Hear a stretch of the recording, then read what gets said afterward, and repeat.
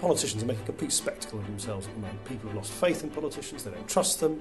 This is just one attempt to try and cut through that and say, look, just come and talk to me. How dare they say they're being tough on crime when they are reproducing crime? I hope by talking to them I can restore a little bit of faith in the political process by making myself, as a party leader, more available to people. Simple as that.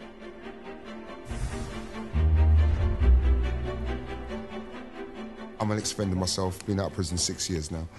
My question is, how does your party look to tackle the issue around young people and social exclusion?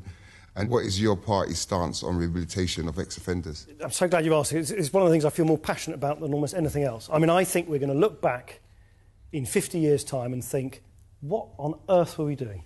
Throwing more and more and more people into prison just to have them come out and reoffend. Well, guess what the rate of reoffending is for young men on prison sentences of 12 weeks or less? And as you'll know, the vast majority of prison sentences are quite short ones. 92%. 92%. What are we doing? It makes me so angry. How dare they say they're being tough on crime when they are reproducing crime, creating victims of crime? I'll tell you what we should do. It's something that Liberal Democrats have actually done.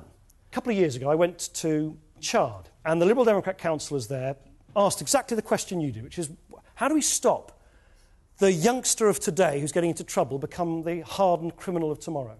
And you know what they did? They did something so radical. They said to these youngsters, principally teenage boys, they said, OK, you've got a choice. You can either go to the police and you'll get snarled up in this criminal justice system, or you will come before what we call a community justice panel, and you will face your victim and your victim's family and members of the community, and you'll have to say sorry, and you'll have to explain why you did what you did, and then together you'll decide how you're going to make up for the harm that you created.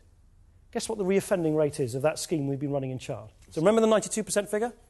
7%. What more evidence do you need that what we're doing is wrong, it's making Britain less safe, and it's consigning a lot of young people to the dustbin?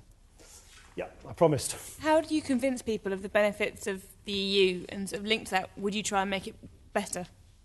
So it certainly can be made better. Of course it can. Yeah. It's like any political institution. It's not democratic enough, it's not accountable enough, and all the rest of it. But in a world where you have international economic crises, environmental destruction, which by definition crosses borders, the mass migration of people, the internationalisation of crime, terrorism, we have to learn to act together.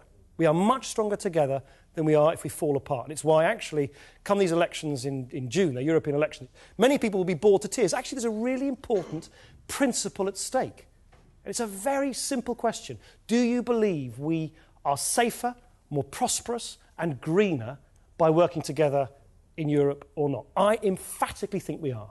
And I am staunchly opposed to people who think we can somehow pull up the drawbridge and kind of somehow do all this on our own. We can't. We're not the old imperial nation of the 19th century. We aren't. We've got to grow up and accept that.